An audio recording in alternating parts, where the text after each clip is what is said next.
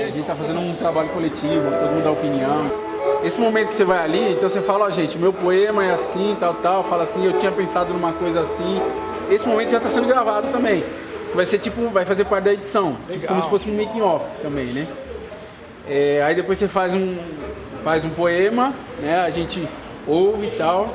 Aí esse momento a gente para falar assim, acho que seria legal a câmera vir assim, acho que seria legal colocar uma mochila aí perto, uma cadeira, não sei. Acho que seria legal a gente pegar lá fora na calçada, você caminhando. Mas tudo isso está sendo gravado também, faz parte também da edição.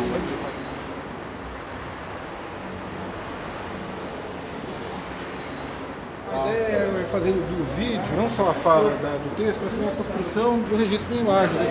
Um pouco desses bastidores, dos outros autores que estão fazendo os comentários. Eu acho que precisa um pouco mais de ênfase quando você fala algumas coisas, quando fala assim, um exemplo, hoje escreverei. Sacolinha, deixa eu te fazer me fala o último verso, por gentileza. Será que meus netos irão escrever sobre a natureza? Legal. Baseado nisso que você falou, eu acho que seria legal nessa hora a câmera fechar um close em você, né, nesse último verso. E aí o que acontece? Aí você saía de cena, só que a câmera permanecia com esse fundo, sabe, durante uns 2, 3 segundos até fechar, sabe? Como se fosse um silêncio de reflexão mesmo, sabe? Você sai de cena e a câmera continua no microfone, só assim, sabe? Pessoal, muito barulho, uma saraivada de palmas para a Sacolinha!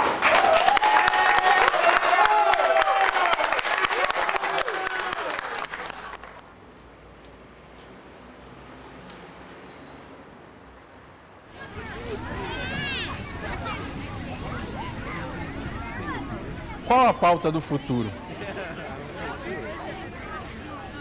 Ontem escrevi sobre pipa, bolinha de gude, pique-esconde, histórias em quadrinhos, minha mãe me dando bronca e minha avó me levando para passear. Escrevi sobre futebol, skate, capoeira, carrinhos de rolemã, desenhos do pica-pau. Escrevi a infância.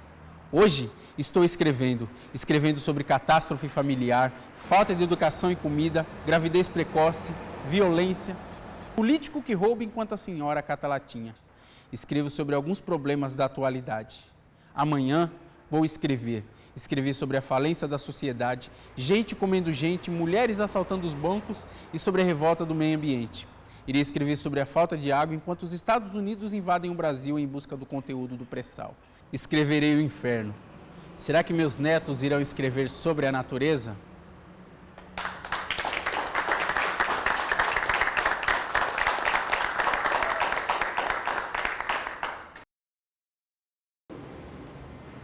Onde estão os vagalumes? Certamente migraram. Que não é de um vagalume, mas como se o cara falasse na penumbra o tempo inteiro, sabe? O seu poema tem que ter imagens de movimento, para talvez criar essa sensação do vagalume que circula e tudo mais. E porque você fala de exílio, na verdade, né? Basicamente o poema fala disso. Com vocês, Átila Gonçalves, uma salva de palmas.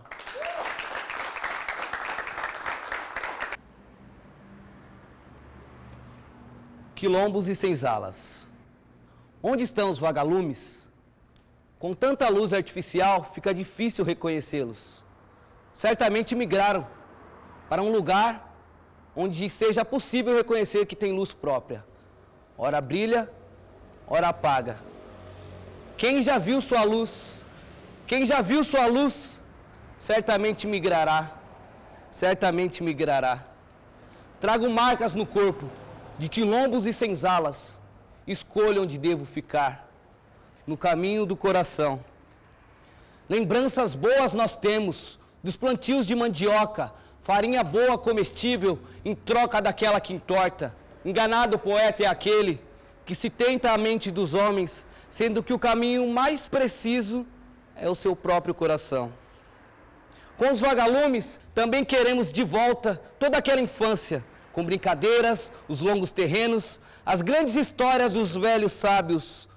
Em semelhante condição está o homem que encontra no vazio seu porto mais seguro, que por ser apegado ao nada, é sempre feliz com tudo, agradecido por toda a vida, sabendo com ela interagir, a força do seu existir. A matriarca que rege, o patriarca que rege, bendita é a força que os une e faz dos dois a vontade de um. Amor, amor, amor, tudo é possível sim. Quer encontrar os vagalumes? As cigarras lhe mostram o caminho.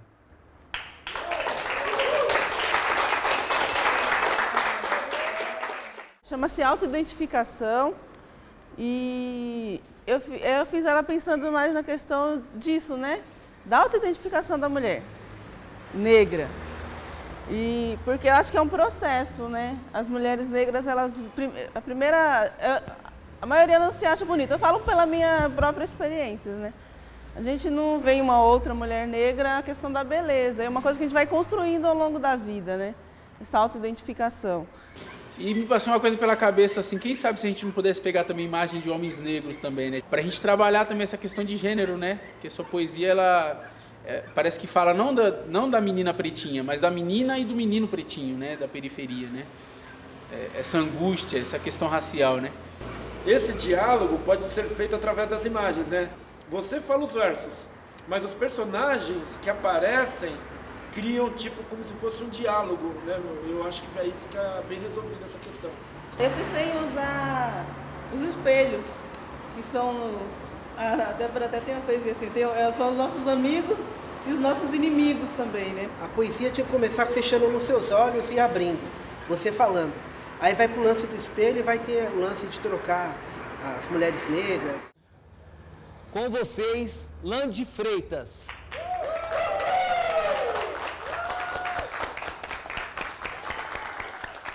Autoidentificação. Ainda aflita, pretinha? Chore mais. Deixe sair toda a angústia que aperta o seu peito.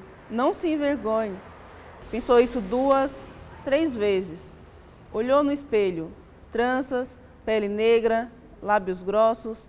Viu que era mesmo bela. Seus olhos ainda sorriam. Resolveu seguir em frente.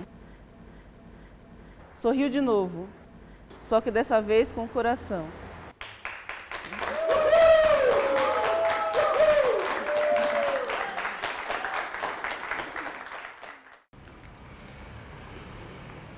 O meu poema chama-se Genealogia e eu tento trabalhar um pouquinho essa questão da ancestralidade. Mas eu queria, assim, uma coisa delicada, eu escrevendo o texto num caderno, alguma coisa assim, do momento em que vem a ideia do poema, sabe? Que você começa a escrever. Às vezes me perguntam, por que falo tanto da África, se lá nunca estive?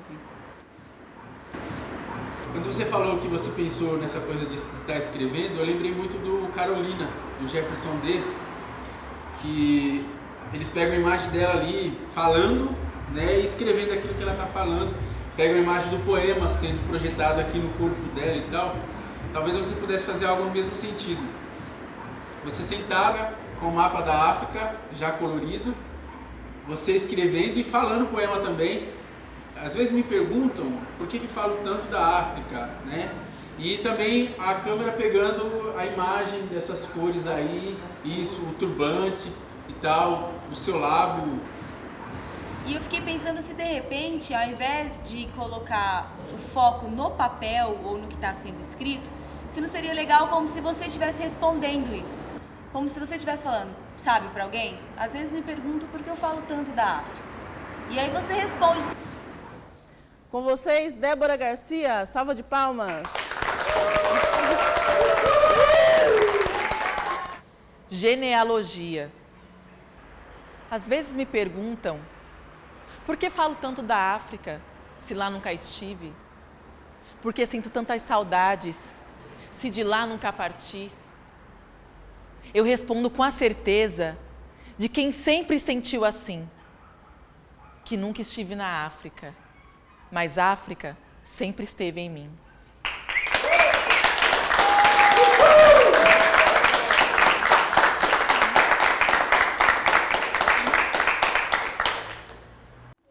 Bom, Só Vive em Nós o que Deixamos é um poema que eu escrevi, inspirado no texto de Cora Coralina, Todas as Vidas, que eu sou apaixonado pelos escritos da Cora Coralina. E também para mostrar, assim, os muitos mundos e as muitas vidas que vive dentro de um poeta, de um escritor, sabe?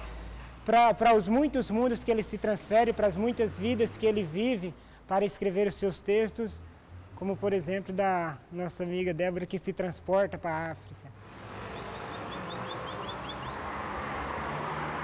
Com vocês, Francis Gomes.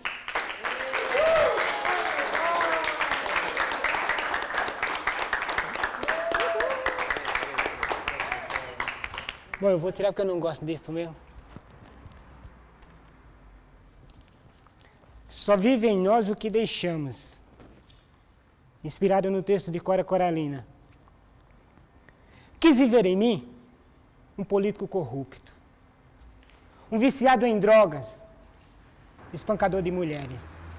Quis viver em mim um vagabundo, preguiçoso, sem sonhos, um incrédulo, mentiroso e arrogante.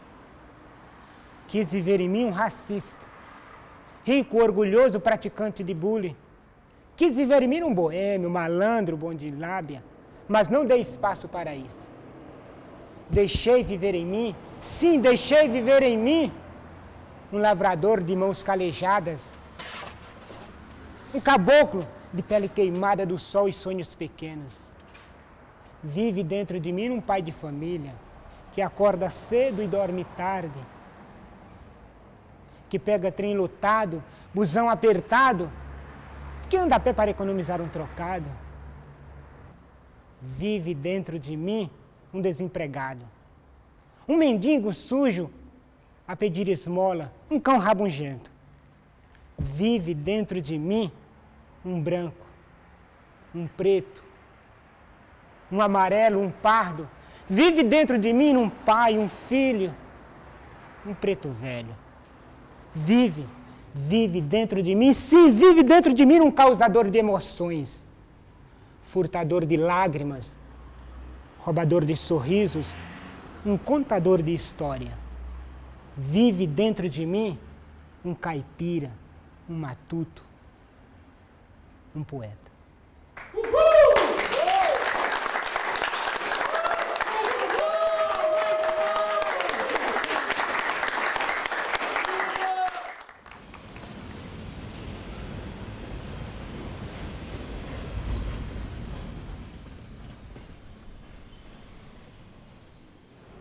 Triste é aquele desconsolado, atraído e oprimido dentro do seu próprio ser. A poesia é falar da noite, né? A decadência de alguns acontecidos. O cara que cria palavras, né? O cara que brinca com as palavras. Né? O nosso Guimarães Rosa de Suzano, né? Ele brinca muito com as palavras e tal. E em alguns momentos também a leitura do poema dele lembra muito a tradução de Libras, né? Ele corta algumas preposições, alguns artigos e tal. Prestando atenção no que ele estava lendo, no texto, e até na sua postura e tudo mais, eu pensei que a gente tem que usar meio que as contraposições mesmo, sabe? O claro e escuro, usar a luz ao seu favor. Eu tenho a impressão que você gosta muito dessa coisa do batistaca, que não é o rap, não é o repente, não é o cordel, mas é uma coisa assim, porque os seus poemas têm esse fraseado pronto, né? A câmera captura ele aqui, por exemplo, com uma luz. E essa mesma luz captura ele ao contrário do outro lado. Sabe, uma coisa assim, que acompanha o ritmo da sua poesia. Agora com vocês, o meu poeta e amigo, Nelson Olavo!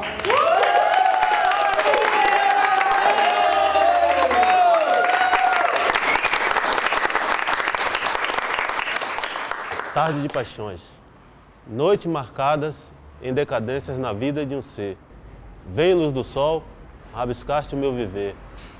Tarde de paixões, silêncio profundo, lágrima de emoções. Ventos que sopram no teu ar de desilusões. Triste é aquele desconsolado, atraído e oprimido dentro do seu próprio ser. Vem luz do sol, rabiscaste o meu viver. Prantos de amargura, lágrimas de protesto a sonhar. Pisarei na terra firme, vou seguir meu caminhar. Não há lugar triste, as vidas são as mesmas palavras. Tem sentido no teu pensamento. elaborar-se por todos os eventos.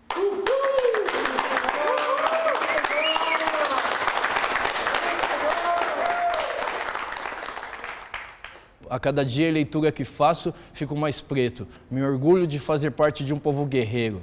Então, eu ia mostrar alguns desses livros, né, que eu venho lendo.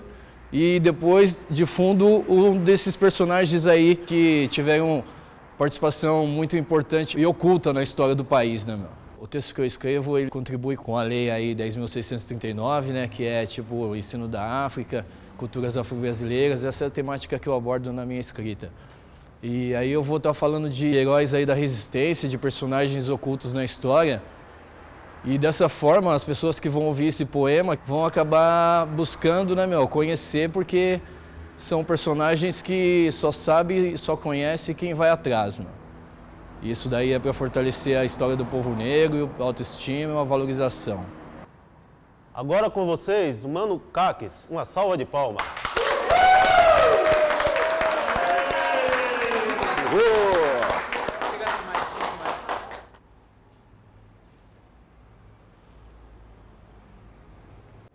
Luta, beleza, autoestima, consciência. Mãos negras no papel branco derramam o vermelho do sangue. E o preto, na escrita e na voz, faz arte, descreve a verdade e fortalece a história negra brasileira. A cada dia e leitura que faço fico mais preto, orgulho-me de fazer parte de um povo guerreiro. Guerreiros negros, história negra, a cada descoberta fortaleço e levanto a cabeça, como uma epopeia de um herói com rosto africano. Chega de chibata, como disse João Cândido. Já se passaram mais de 10 anos e a lei 10.639 ainda não foi aplicada, O que estão esperando? Boa vontade como tinha a Carolina de Jesus, escreveu em papel de pão e nos deixou um legado, que a história negra é escrita pelos próprios negros. Luta, beleza, autoestima, consciência. Nossas crianças precisam de referência, ver os seus iguais como personagens de resistência. Luiz Gama, Revolta dos Malês, acontecimentos importantes ocultados na escuridão da história. Por isso digo que vocês não vê nada, mas se quiser enxergar, é só chegar e se juntar com os irmãos. Brasil, segunda maior nação negra do mundo. Por isso a África tem que estar em nossos estudos. Conhecer nossas origens, tradições e valores, enfatizar nossa cultura, cores e sabores. Minha poesia naturalmente cutuca a ferida, mas o meu objetivo é compartilhar a autoestima, elogiar o cabelo, a pele linda e escura, enfatizar a negritude e a afro-beleza. Não precisamos de gente branca falando de gente negra. Se quiser saber o que sentimos e pensamos, é só chamar um de nós e ver a coisa fica preta. Nossos orixás, ancestrais, antepassados, nunca nos abandonaram, estiveram sempre do nosso lado. A luta vem muito antes da diáspora. Atlântico Negro e navio negreiro. A África vive em mim, mesmo sendo brasileiro, superando discriminação, intolerância e preconceito. Por muitas vezes me sinto estrangeiro, faço teste do pescoço e vejo que só tenho de preto. Mas eu sou daqui e não vou mudar. Por ser negro já fui preso, algemado, e até quando serei suspeito? Vocês já ouviram falar do genocídio do negro brasileiro? Então, minha caminhada é diferente da sua. Por isso estou vivo, resisto e continuarei na luta.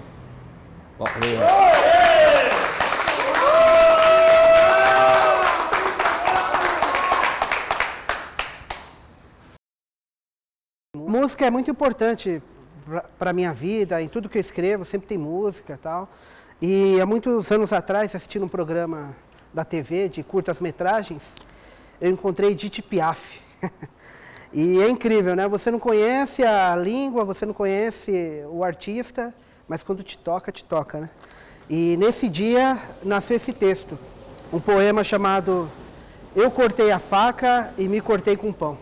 Eu tinha pensado em fazer as filmagens aqui dentro mesmo, usar bastante aquele espaço de cima do teatro, que eu acho muito legal, entendeu? Como o início do poema ele tem uma parte repetitiva, eu queria fazer um lance de dobrar a voz, colocar voz sobre voz. Eu cortei a faca, como se fosse várias pessoas recitando esse trecho, né? Fazer filmagens minhas, colocar um filtro escuro, sei lá, depois na edição, trabalhar isso, comigo andando nas tábuas da madeira lá, aquela grade é fantástica, tem uma máscara, a gente podia usar aquilo. Para mim, o seu texto está no meio caminho entre a poesia e o conto. Para mim é uma prosa poética.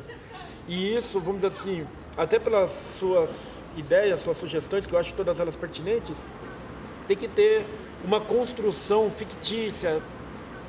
Agora com vocês, uma salva de palmas para o escritor Sidney Leal.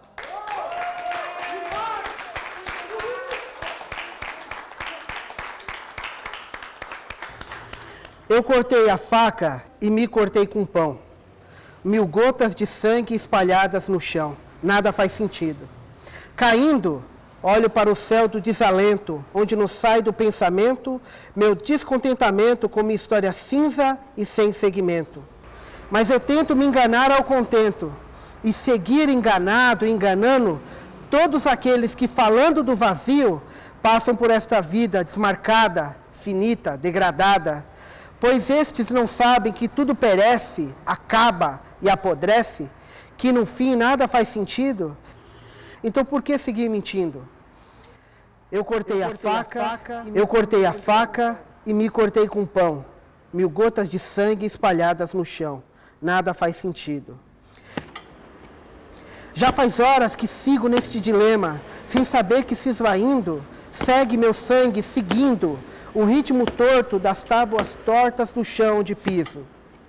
E onde hoje estou caído, esperando que se esvaia, neste mesmo pobre chão, aquilo que para mim não faz sentido.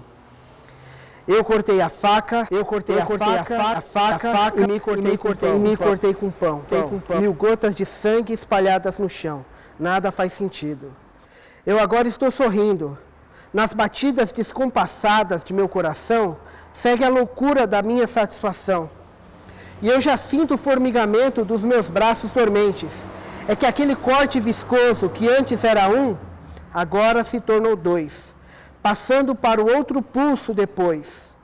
E eu, sinceramente, não sei o que vem a seguir. Mas mesmo assim estou feliz, pois sei que pelo menos para mim as dúvidas estão no fim, enquanto para os outros não.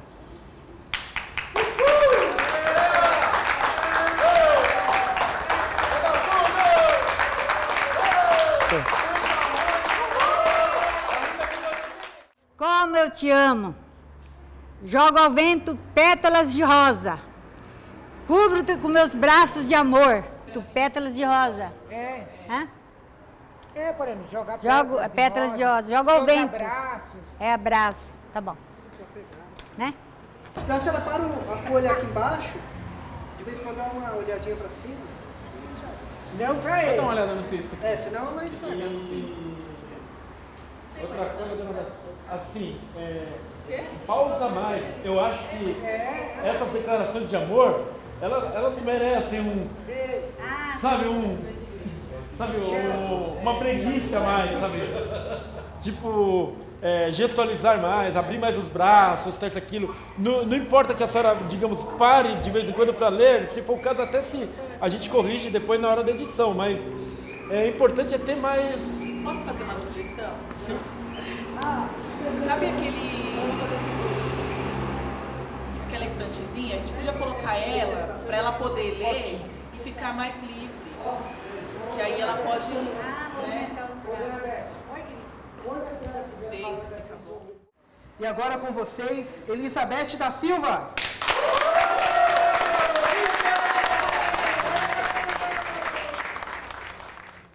Pronto.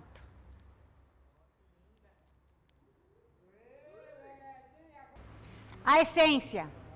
Estou à procura de algo novo, algo diferente. Eu procuro o verdadeiro amor. Mas, onde posso encontrá-lo? Com quem está escondido? Debaixo do luar, com o céu estrelado, canto uma canção. Oh, meu amor, como eu te amo. Jogo ao vento pétalas de rosa, cubro-te com meus braços de amor. Os teus braços me envolvem com o seu perfume, que me acaricia. Sinto o teu cheiro no ar, doce como mel, suave como o vento e cheio como o rio. Meu coração está feliz e triste por não te ter. O pôr do sol fica mais do que belo quando o visto junto a você. Seu sorriso, ha, ha, ha. Não há algo mais belo e fascinante no mundo. Tua beleza me sacia. Tenho sede de ti, preciso de ti. Quero te ver nos meus braços, junto do que há de mais belo no mundo. Fazer-te sorrir. Quero ser sua. Quero ser a mais bela e doce amada. Para sempre, sempre, toda sua.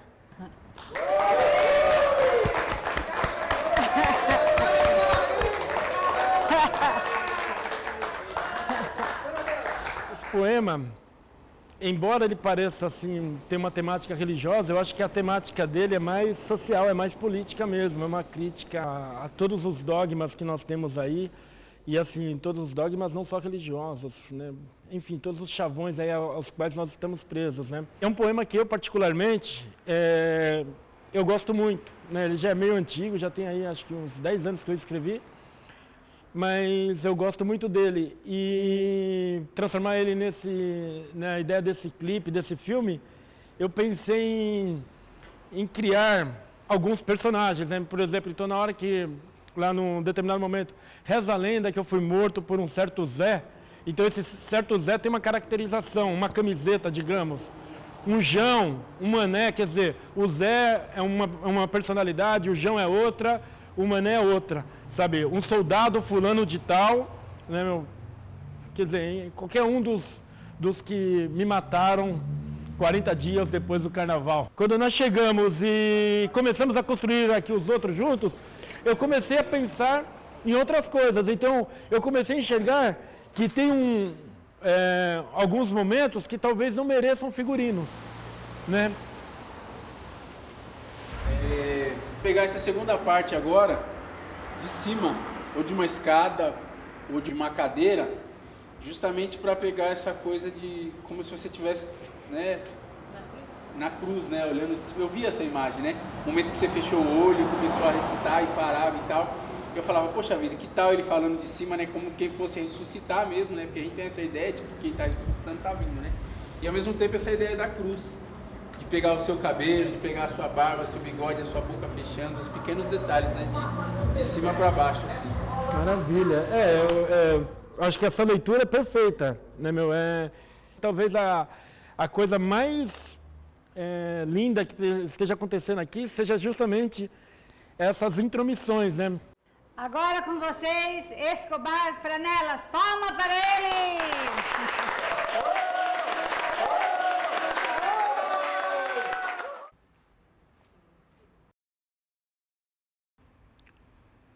Chacina cristã, anticristã. Reza a lenda que eu fui morto por um certo Zé, um João, um Mané, um soldado fulano de tal, 40 dias depois do carnaval. Conheci o ódio, o escárnio, a vingança, a ignorância, a ironia, a inveja, mas agora jazem 2000 anos, 2000 anos, e ninguém sequer notou alguma diferença. Olho no espelho e vejo as rugas do tempo nas molduras carcomidas do meu rosto, mas eu insisto em dizer, ninguém mesmo notou diferença alguma. Resolvi ressuscitar. Passei um shampoo neutro nos cabelos, fiz a barba com um Philly Shave que por acaso ganhei no meu aniversário, vesti meu blusão de couro, um jeans surrado, decorei um novo discurso. Eu acho mesmo, que quase que eu tenho a certeza que vou morrer aos 33. Dessa vez, com 3 tiros de 38, entre outros 2.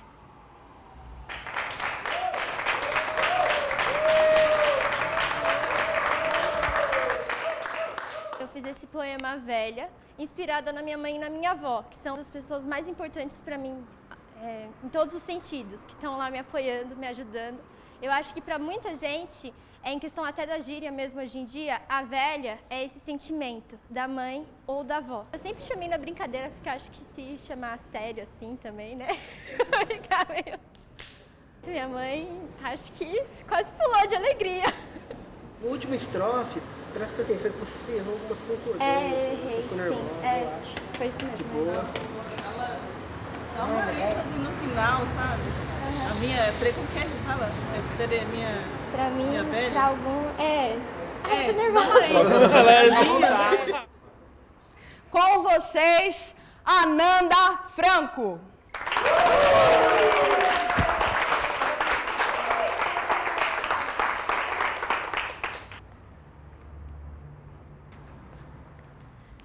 A velha. Existe velha floreira, existe velha carroceira. Lá no alto da favela, a velha barraqueira. Mas a velha que eu conheço é a velha fofoqueira. Existe velha do camelô, que quando vê uma promoção, sai valente igual trovão. Existe velha, que para alguns é apenas uma velha, mas para outros é eterna.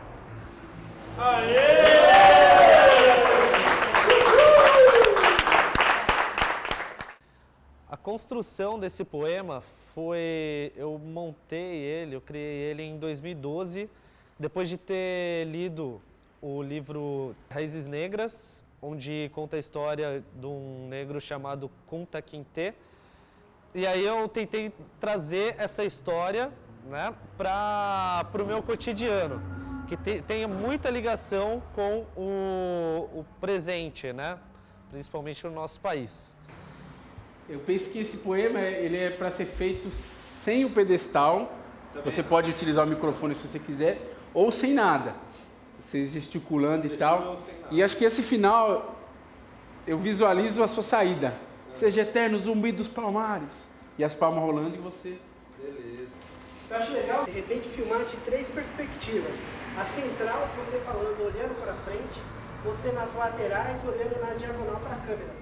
E como tem pontos na sua poesia que são fortes, dá esse corte para um extremo e para o outro, para dar aquele abalo na hora que o pessoal está vendo. Não ficar um lance estático. Então, na hora que você pontua com o final de parágrafo forte, muda de lado. Você está falando ali, vai para cá, o pessoal está pro meio e tal. Bacana. Ele está usando a camiseta também como uma composição do próprio poema. Então, talvez fosse importante dar um destaque para a camiseta. Na hora, sabe, uma cena antes dele começar a falar, a câmera filmar os nomes, subir e parar no rosto dele e ele começar a recitar o poema, né? Bacana. Uma salva de palmas para Di Catarino.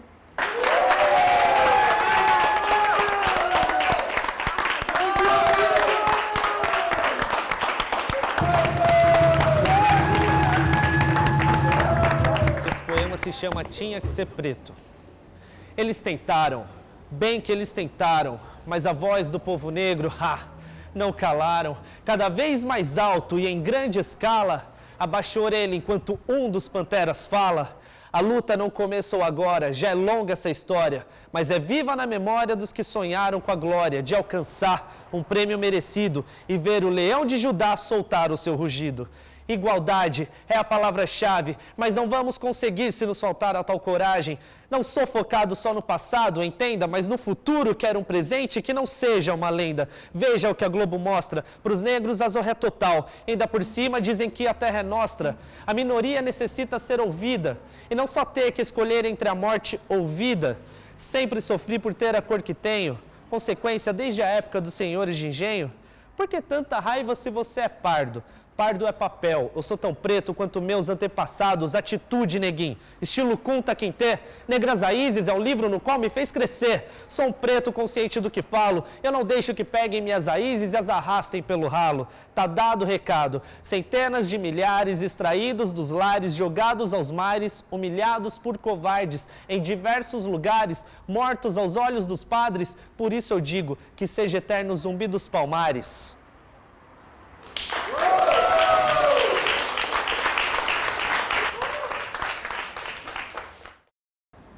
É um poema, faz parte da minha memória. Eu, quando criança, acompanhei meu pai durante muito tempo na busca por trabalho, na busca pelo sustento da família, e vi como essa busca por uma vida melhor, uma vida com mais dignidade, sempre esperançosa, amanhecia a cada dia e eu o acompanhava e resolvi homenageá-lo neste poema, que também é para várias outras pessoas de qualquer cidade deste país. Ouvindo o Ruivo recitar o texto dele, eu acho que o dele cabe uma cena externa, porque está falando da cidade, né, da cidade viva, das coisas acontecendo, porque aqui a gente tem um viaduto e tem uma passagem de pedestre no viaduto. Eu vi você recitando esse poema no viaduto e ali os carros passando e a cidade acontecendo, entendeu? Então acho que seria bacana a gente fazer uma externa no meio da cidade viva, pegando um close do trem, passando, porque é isso, né, essa rotina da cidade. Na primeira ideia tinha sido externa, né? Aí depois é que a gente resolveu fazer aqui, mas eu acho que pode ser captura de imagens, sabe? Enquanto sai a declamação, né, vai mostrando algumas cenas do cotidiano da cidade, porque esse sujeito da poesia é qualquer um, né? Estava sugerindo aqui da gente deixar a luz desligada e a gente liga e você começa. Agora uma salva de palmas para Ruivo Lopes.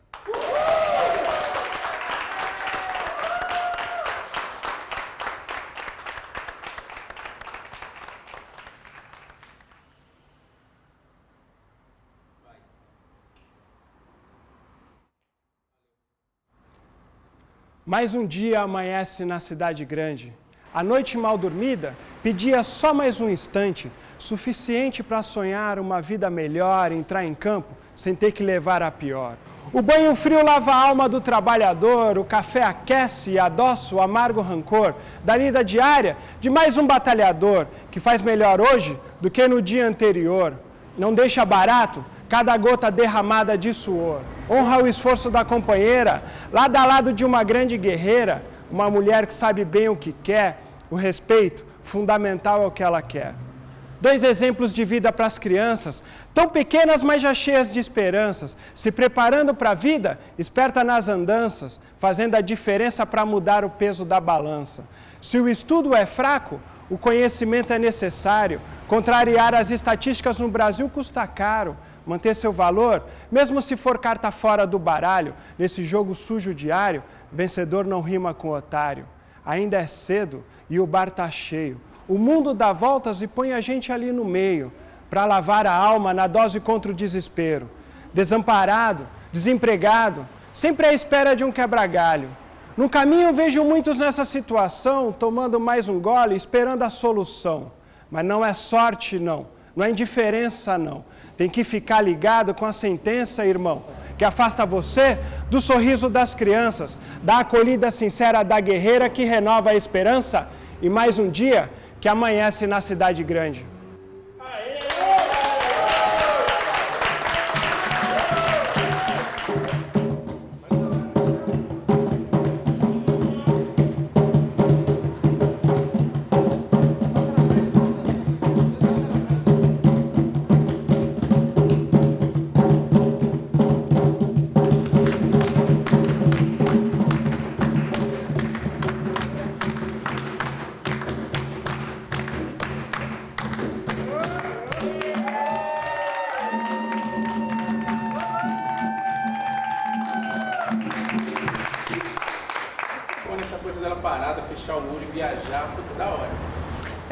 Eu só acho que pode acelerar mais, porque o atabaque me leva muito, então se ele vai mais devagar, aí eu demoro mais para ir falando.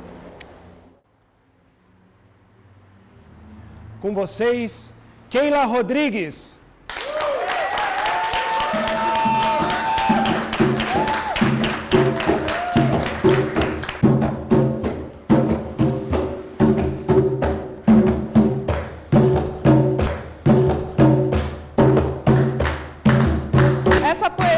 Chama Pontos de Dois. É uma homenagem a uma orixá chamada Yansan, Oiá. Essa poesia eu sonhei.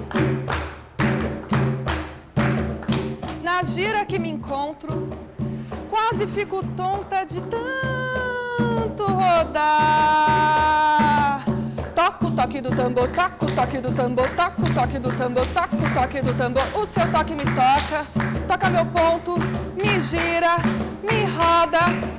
E eu raio, raio e vento, na gira que me toca, que me roda. Seu tambor, seu toque, seu ponto encantado. Aí eu giro, viro, rodo, raio, vento. Então venta, raia, roda, vira, gira. Aí eu giro, viro, rodo, raio, vento. Então venta, raia, roda, vira, gira. Toca o toque do tambor, toca o toque do tambor, toca o toque do tambor, toca o toque do tambor. O seu toque me toca, toca meu ponto, me gira, me roda. Eu raio e quase fico tonta de tanto rodar.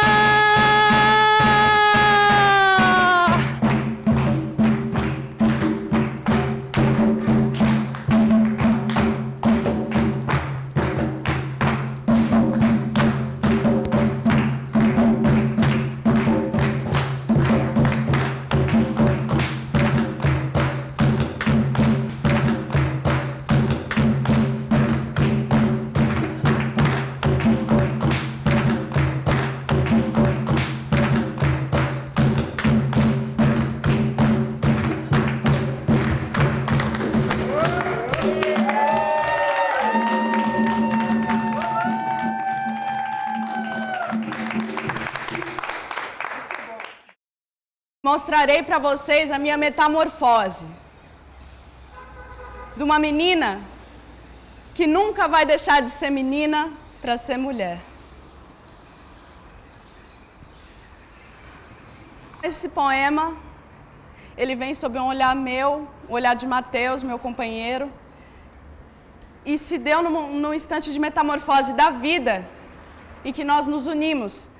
E eu descobri que eu era uma menina que continuava fazendo xixi na cama, que essa água toda que me vinha e que me impulsionava ainda assim vazava, mas que eu estava me tornando uma mulher. Uma mulher que jamais deixaria de fazer xixi na cama. Eu acho que a gente, em algum momento, o movimento daquele instrumento, que eu nem sei o nome, eu acho que ele tem uma indicação legal dessa coisa de água, sabe? Aí eu imaginei o seguinte: se em algum momento a câmera não poderia ir por trás dele e pegar tipo ela meio que ao fundo, mas um instrumento na frente, aparecendo, tal, isso, aquilo, porque ele tem um balé que também lembra a água do mar, o movimento, ondas, essas coisas. Eu acho, Nara, que o seu texto ele é muito grande, ele está muito limitado. Por mais que permaneça o microfone por início do texto, você podia usar esse raio aqui, ó. Na verdade, uns takes que a gente vai fazer é com essa camisola da menina que faz xixi na cama. E quando eu digo, e a água veio tanto dentro de mim, que é a ideia da cena mesmo. Eu vou brincar com essa bacia, com a água, eu vou brincar, e vai ter um momento em que, quando eu digo isso, que ela até vaza, eu vou começar a fazer xixi na roupa, assim, aqui na bacia. E aí que vem essa coisa da mãe, de repreensão. De não faça assim, eu não vou fazer xixi de novo. Direto do fundo do mar, Narani Mireia.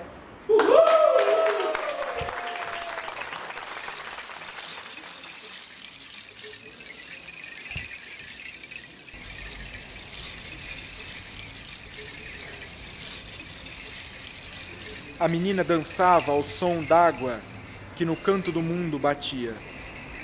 Fazia batucada de festa, florindo gota em gota, até escorrer pelo vão do tempo. Sonhou que depois do vento vinha a chuva. Aí umedecia o imundo e os colchões.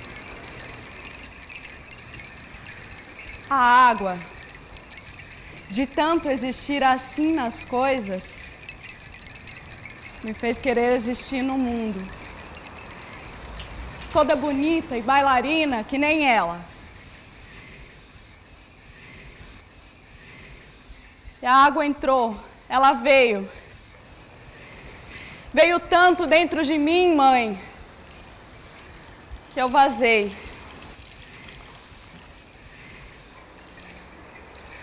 Não, mãe, não. Se fizer assim, vai começar a sair pelos olhos. Veja. É que ela é teimosa. Porque a água pode tudo. Anda em tudo, dentro e fora. Está em tudo dentro de mim. Tão em tudo dentro de mim, que até vaza.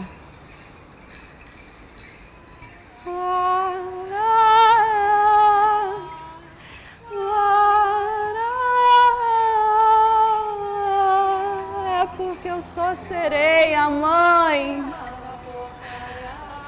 De vez em quando, eu até sinto uma escama ou outra coçando para sair. Talvez eu vire uma. Pois se amar o mar é uma condição, eu já não vivo sem ele.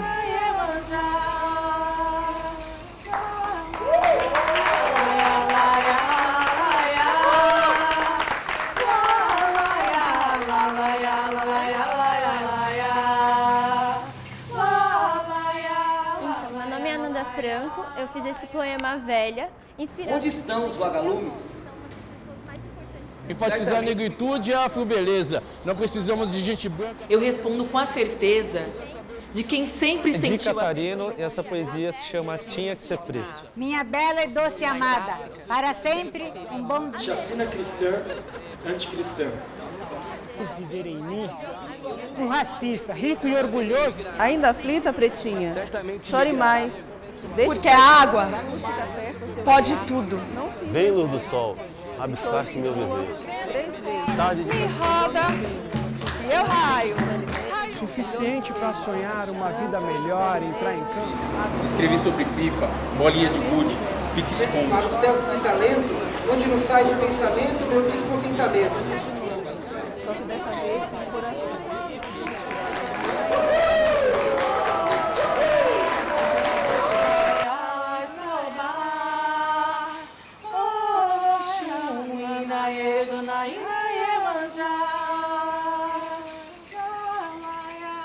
La la la la la la la la la la la la